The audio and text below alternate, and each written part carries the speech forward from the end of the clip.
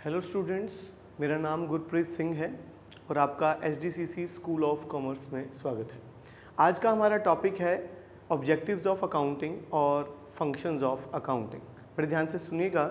हमने पिछले लेक्चर्स में सीखा था कि अकाउंटिंग क्या होता है, अकाउंटिंग के करैक्टरिस्टिक्स क्या होते हैं। आज हम सीखेंगे कि अकाउंटिंग के ऑब्जेक्टिव्स क्या हैं, अकाउंटिंग के फंक्शंस क्या हैं। लाइन वाइज पढ़ना शुरू करते हैं, देखिएगा ध्यान से।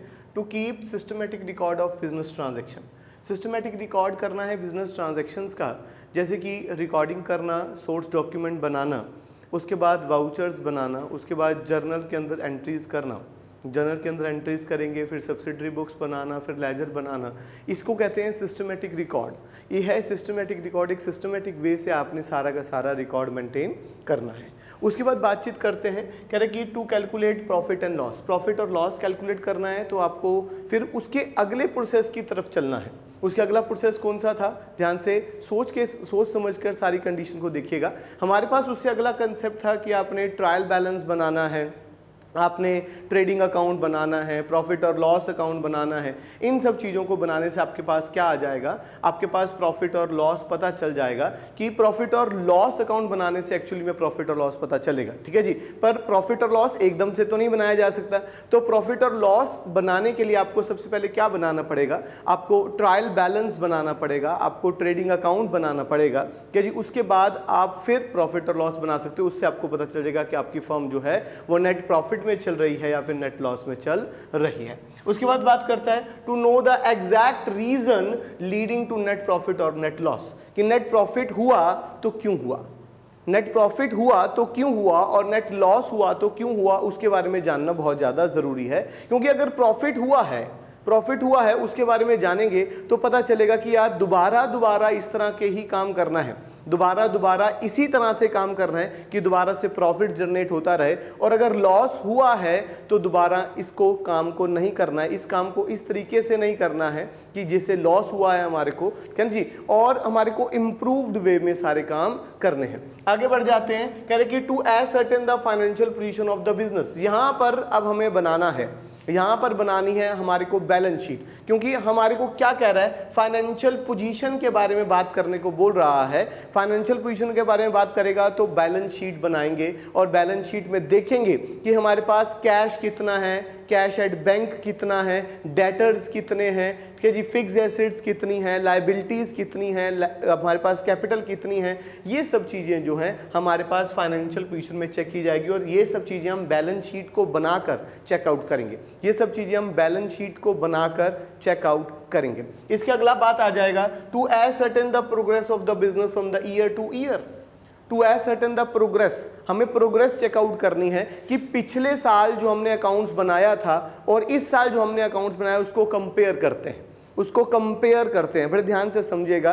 पिछले साल का जो हमने प्रॉफिट और लॉस अकाउंट बनाया है, पिछले साल की जो हमने बैलेंस शीट बनाई है, उसको कंपेयर करना कि हमारे पास कितने एक्सपेंसेस ज़्यादा हैं, कितनी इनकम ज़्यादा हुई है या इनकम कम हुई है, एक्सपेंसेस बढ़ गए हैं या एक्सपेंसेस बढ़ गए हैं, इनकम कम हो गई है। ये सब चीज़ों को जानना हमारे को बहुत ज़्यादा ज़रूरी है। तो हम अपनी परफॉर्मेंस को कंपेयर कर सकते हैं, ये सब पॉइंट इसके अंदर लिखना है। To ascertain the progress of the business from year to year, ये सारी चीजें इसके अंदर आ जाएंगी। कह रहे कि टू प्रिवेंट एरर, गलतियों को सुधारना है और डिटेक्ट करना है फ्रॉड। हमारे को फ्रॉड डिटेक्ट करने के लिए, धोखाधड़ी जो हो रही है हमारे अकाउंट्स में, ठीक है ना, वो डिटेक्ट करने में भी हमारे को मदद मिलती है। जब हम प्रॉपर अकाउंट्स बनाते हैं तो गलतियां भी सुधरती हैं, जो गलतियां हम कर रहे हैं हम उनको भी सुधारते हैं, और हमारे पास जो फ्रॉड होने वाला है या हो जाएगा उस चीज से भी हमारे को निजात मिल जाती है। ये सब चीज इसके अंदर आ जाती हैं। To provide information to the various parties, जो पार्टीज हमारे पास जुड़ी हुई हैं, जो हमारे को उधार माल दे रही हैं, क्रेडिटर्स हैं जैसे हमारे पास, जिन्होंने हमारी कंपनी में इन्वेस्ट किया है, बड़े ध्यान से समझिएगा, जिन्होंने हमारी कंपनी में इन्वेस्ट किया है वो भी जानना चाहते हैं कि हमारे पास हमारी जो बिजनेस है वो कैसा चल रहा है, वो प्रॉफिट में चल रहा है या लॉस में चल रहा है, उनका द्वारा किया गया इन्वेस्टमेंट वो सेफ ही है, वो कुछ रिटर्न भी दे रहा है। ये सब चीज़ें हमारे को जाननी बहुत ज़रूरी है। सर आपने तो इसे बहुत ईजिली एक्सप्लेन कर दिया, मगर इसको आपने इतने सटीक भाषा में कैसे बताया, कि आपने कैसे इन सब चीज़ों को कि बस हमारे को लेजर तक ही इसमें सोचना था, हमारे को प्रॉफिट और लॉस में ही इसमें सोचना था, वो भी टेक्निक सिखाता हूँ, बड़े ध्यान से समझिएगा कि मैंने क्या कैसे सोचकर लिमिटेड भाषा में सोचा। हम एक्सेस सोचना शुरू कर देते हैं, हम एक ही पॉइंट में सब कुछ लिख देते हैं, हम एक ही पॉइंट में सब कुछ लिख देते हैं कि सोर्स डॉक्यूमेंट के बारे में भी लिख दिया, वाउचर्स के बारे में भी लिख दिया, जर्नल के बारे में भी लिख दिया, लेजर के बारे में भी लिख दिया, प्रॉफिट और लॉस के बारे में भी लिख दिया। यही गलती करते हैं जी, हम यही गलती करते हैं और यही गलती आप करते हो बार बार, तभी आपको मटेरियल नहीं मिलता है, लिखने के लिए मटेरियल नहीं मिलता है। आप पहले पॉइंट में ही सब कुछ डाल देना चाहते हो, ऐसा मत करिए। जब आप ऐसा करते हो तो ही प्रॉब्लम क्रिएट होती है। अब बड़े ध्यान से देखिएगा मैंने क्या पढ़ा और उसको उसी लिमिट में समझाया। बड़े ध्यान से देखिएगा, मैंने किया सिस्टमेटिक रिकॉर्ड की बात की गई, यहां पर बात हुई रिकॉर्ड की, तो रिकॉर्डिंग में सिर्फ लेजर तक जाऊंगा जी, बस लेजर तक की बात एक्सप्लेन करूंगा। इससे ज़्यादा बात मुझे एक्सप्लेन करने की ज़रूरत नहीं है कि हमारे को बिजनेस ट्रांजैक्शंस को रिकॉर्ड करना है, बस बात खत्म। तो इसमें सोर्स डॉक्यूमेंट आ जाएगा, वाउचर्स आ जाएगा, जर्नल आ जाएगा, क्या जी सब्सिडरी बुक्स आ जाएगा और लेजर आ जाएगा, बस मुझे यहाँ पर इसको ख़त्म करना है, ठीक है ना। उसके बाद बात करते हैं प्रॉफिट और लॉस तक जाना है। प्रॉफिट और लॉस अब हम लेजर तक तो एक्सप्लेन कर चुके हैं, अब इसके बाद आएगा ट्रायल बैलेंस आ जाएगा, ठीक है जी, उसके बाद ट्रेडिंग अकाउंट आ जाएगा और प्रॉफिट और लॉस तक जाना है, टू कैलकुलेट प्रॉफिट और लॉस, बस वहीं तक जाइए, उससे ऊपर मत जाइए, उससे आगे एक्सप्लेन करने की कोशिश मत कीजिए क्योंकि ज़रूरत नहीं है, ठीक है जी। तो प्रॉफिट और लॉस तक समझाइए कि प्रॉफिट और लॉस कहाँ से आएगा, क्या जी, प्रॉफिट और लॉस अकाउंट से आएगा और प्रॉफिट और लॉस अकाउंट तक जाने का रास्ता क्या है वो हम इसमें बात करेंगे। कह रहे to know the exact reason. अब ये प्रॉफिट हुआ या लॉस हुआ, ये वाला प्रॉफिट हुआ या लॉस हुआ, उसका एग्जैक्ट रीजन हमारे को चाहिए, उसका एग्जैक्ट रीजन हमारे को चाहिए। बड़े ध्यान से देखिएगा, तो प्रॉफिट हुआ कि लॉस हुआ उसका एग्जैक्ट रीजन देखेंगे, क्या ना, इसके बारे में बातचीत करेंगे कि प्रॉफिट हुआ तो क्यों हुआ, लॉस हुआ तो क्यों हुआ, ये सारी टर्म्स इसके अंदर हम डिस्कस करेंगे, ठीक है जी। उसके बाद करते हैं फाइनेंशियल पोजीशन के बारे में बात कर रहा है। नेक्स्ट पॉइंट पे हमारे को कह रहा है फाइनेंशियल पोजीशन कहाँ से पता चलेगी, बैलेंस शीट से पता चलेगी। फाइनेंशियल पोजीशन जो है वो बैलेंस शीट से पता चलेगी। अब बैलेंस शीट जब बनाएंगे तो हमारे पास दो साइड्स होती हैं, liability side, asset side. Asset side पे हमारे को क्या पता चलेगा कि हमारे पास कैश कितना है, कैश एट बैंक कितना है, डेटर्स कितने हैं हमारे पास, हमने इन्वेस्टमेंट कितनी कर रखी है, इन सब चीज़ों के बारे में पता चलेगा। और लायबिलिटीज़ में हमारे पास लोन, हमारे ऊपर लोन कितने हैं, हमारे पास क्रेडिटर्स कितने हैं, हमने कैपिटल कितना लगाया है, इन सब चीज़ों के बारे में बातचीत की जाएगी। इसके बाद बात करते हैं हमारे पास to ascertain the progress of the business. अब बैलेंस शीट आपने बना ली ना, उसके बाद ही प्रोग्रेस को कंपेयर करोगे। बैलेंस शीट बनाने के बाद ही तो प्रोग्रेस को कंपेयर करोगे कि पिछले साल की बैलेंस शीट को इस साल की बैलेंस शीट से कंपेयर करना है। ये सब चीजें इसके अंदर आ जाती हैं। अब सब कुछ कर लिया है तो अब हमारे पास आ जाता है prevent error and detect fraud. कह रहा है कि एरर्स को, गलतियों को सुधारना है और कोई फ्रॉड अगर हो रहा है तो हमारे को पता चल जाता है अकाउंटिंग इन्फॉर्मेशन बनाकर कि अगर कोई फ्रॉड हो रहा है तो हम उसको प्रिवेंट कर सकते हैं, हम उसको डिटेक्ट कर सकते हैं। इसके बाद बात हमारे पास आ जाती है to provide information to various parties. Various parties को इंफॉर्मेशन हमने प्रोवाइड करनी है, वेरियस पार्टीज को इंफॉर्मेशन हमने प्रोवाइड करनी है। ये सब बातें, अब इंफॉर्मेशन वेरियस पार्टीज को क्यों प्रोवाइड करनी है उसकी बात करते हैं। अब जो उन्होंने हमारे बिजनेस में हमारे साथ मिलकर बिजनेस कर रहे हैं तो उनका जानना हक बनता है जी कि वो हमारा बिजनेस जो है वो प्रॉफिट में चल रहा है या फिर लॉस में चल रहा है, ये उनका हक बनता है। ये सब टर्म्स इसके अंदर आ जाती हैं। तो कायदे में लिखिए, कायदे में पॉइंट को पढ़िए और सोचिए कि इसमें लिखना क्या है। एक ही पॉइंट में सब कुछ डालने की कोशिश मत करिए, ये गलती आप सब करते हो। इसी कारण से आप एक ही पॉइंट तो बड़ा लिख पाते हो, बाकी दूसरे पॉइंट्स के लिए आपके पास लिखने के लिए कुछ बचता ही नहीं है। आगे बात करते हैं, ये तो थे हमारे पास ऑब्जेक्टिव्स ऑफ अकाउंटिंग। इसके बाद फंक्शंस ऑफ अकाउंटिंग की बात करते हैं कि फंक्शंस ऑफ अकाउंटिंग क्या होता है। अब इसमें क्या रहा है, maintain complete and systematic record.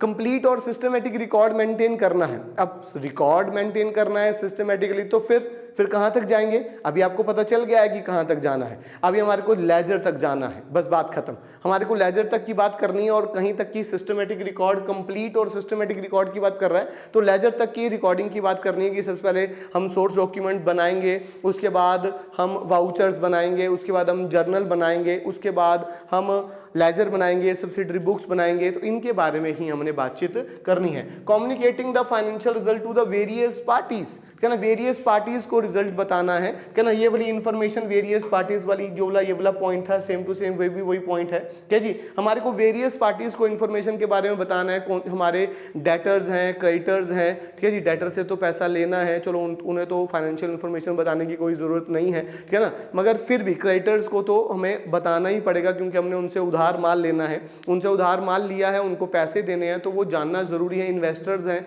उनको बताना ज़रूरी है, जो हमारे पास जिन्होंने बैंक ने हमारे को लोन दिया है उनको बताना बहुत ज़रूरी है कि हमारी फाइनेंशियल इंफॉर्मेशन कैसी है। तो ये सब टर्म इसके अंदर आ जाती हैं। कह रहे कि protecting the business assets, business assets को प्रोटेक्ट करने में मदद करता है अकाउंट्स। हमारे पास प्रॉपर जब रिकॉर्ड होता है, ध्यान से सुनिएगा, हमारे पास जब प्रॉपर रिकॉर्ड होता है, हर चीज का प्रॉपर रिकॉर्ड होता है कि हमारे पास कौन कौन सी एसेट्स हैं, तो हम उन्हें आराम से मेंटेन कर सकते हैं, उनकी देख रेख कर सकते हैं, उन्हें प्रोटेक्ट कर सकते हैं। प्रोवाइडिंग असिस्टेंस टू मैनेजमेंट, एक सटीक रिजल्ट, एक सटीक रिजल्ट अकाउंट्स हमारे को देता है कि हमारे पास नेट प्रॉफिट हो रहा है या फिर नेट लॉस हो रहा है, नेट प्रॉफिट हो रहा है या फिर नेट लॉस हो रहा है। फिर उसी चीज के बेसिस पर, उसी रिजल्ट के बेसिस पर मैनेजमेंट आगे की प्लानिंग कर सकती है, उसे प्रॉपर तरीके से डिसीजन मेकिंग करने में मदद मिलेगी, ठीक है जी। असिस्टेंस टू मैनेजमेंट मतलब कि मैनेजमेंट को सोचने का, सही तरीके से डिसीजन मेकिंग करने का एक कंसेप्ट मिल जाता है कि हमारे पास हम इस जगह पर पहुंच गए हैं, हमारे पास इतना रिजल्ट है, हमारे को यहाँ तक पहुंचने के लिए क्या क्या स्ट्रैटेजीज बनानी पड़ेंगी,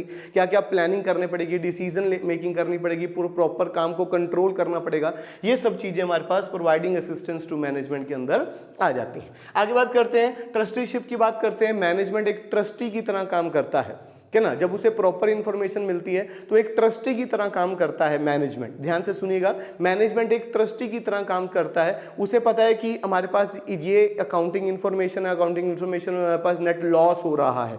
अब नेट लॉस से निकलने के लिए हमारे को क्या करना पड़ेगा, ठीक है जी। नेट प्रॉफिट हो रहा है, अब नेट प्रॉफिट को ज्यादा बढ़ाने के लिए हमारे को क्या क्या काम करने पड़ेंगे, ये ट्रस्टीशिप की बात आ जाती है। कह रहे कि compliance to legal needs, legal needs कौन सी हैं। अब आप काम कर रहे हो तो आप इनकम भी कमाओगे तो आपको प्रॉपर इनकम टैक्स भी पे करना पड़ेगा, पर कितना पे करना पड़ेगा ये कौन बताएगा, ये बताएगा आपको आपका अकाउंट्स। ये आपको बताएगा, आपका अकाउंट्स बताएगा कि आपने कितना पैसा कमाया है, आपने कितना जीएसटी भरना है, आपने कितना इनकम टैक्स भरना है। ये सब चीज़ें हमारे को बताएगा अकाउंट्स कि हमारी कितनी इनकम हो रही है, जीएसटी और हमारे को इनकम टैक्स कितना भरना है। ये सब चीज़ें हमारे को अकाउंट्स ही बताता है। फिक्सिंग रिस्पॉन्सिबिलिटी, डिफरेंट डिपार्टमेंट काम करते हैं एक ऑर्गेनाइजेशन में। एक ऑर्गेनाइजेशन कभी अकेली काम नहीं करती कि एक ही पर्सन काम कर रहा है, ऐसा कभी नहीं होता। डिफरेंट डिपार्टमेंट्स होते हैं, प्रोडक्शन डिपार्टमेंट, मार्केटिंग डिपार्टमेंट, ठीक है जी, हमारे पास फाइनेंस डिपार्टमेंट, अलग अलग डिपार्टमेंट हैं। अकाउंट्स हमारे को ईच डिपार्टमेंट की इंफॉर्मेशन प्रोवाइड करता है, ठीक है जी। अकाउंट्स हमारे को ईच डिपार्टमेंट की इंफॉर्मेशन प्रोवाइड करता है। और यहाँ पर कहानी क्या है, जब ईच डिपार्टमेंट की इंफॉर्मेशन प्रोवाइड करेगा तो हमारे को पता चल जाएगा कि कौन सा डिपार्टमेंट सही तरीके से काम कर रहा है और कौन सा डिपार्टमेंट सही तरीके से काम नहीं कर रहा है। ये सब चीज़ें इसके अंदर आ जाती हैं। अब उन्हीं के बेसिस पर उनकी रिस्पॉन्सिबिलिटीज़ को फिक्स आउट करना है और उन्हें ये बताना है कि आपको ये काम करने हैं और ये काम नहीं करने हैं। ये सब चीज़ें इसके अंदर आ जाती हैं। ये तो था हमारे पास ऑब्जेक्टिव्स और फंक्शंस ऑफ अकाउंटिंग। आप एक ही पॉइंट में सब कुछ लिखने की कोशिश मत करिए, खुद बनाकर लिखा कीजिए, ठीक है जी। क्रैम करने की ज़रूरत नहीं है। कितना क्रैम कर लोगे, कितना क्रैम कर लोगे, क्या जी, रट्टा कितना मार लोगे, क्रैमिंग कितनी हो जाएगी, नहीं हो पाएगी। चीज़ को समझना ही उसका सल्यूशन होता है, ठीक है जी। ऑब्जेक्टिव्स और फंक्शंस हैं, पॉइंट को आराम से पढ़िए और लिमिट जितना उसके ऊपर आपने हेडिंग बनाया है उसमें उतना ही लिखिए। उससे ज़्यादा लिख कर क्या मिलेगा, फिर ज़्यादा लिख दोगे फिर दूसरे पॉइंट में फिर सेम वही चीज़ लिखोगे तो फिर जो टीचर चेक करता है उसको भी और लगता है। तो ध्यान रखिएगा इन बातों का। आपको लेक्चर अच्छा लगे तो अपने फ्रेंड्स के साथ शेयर करिए। Thank you.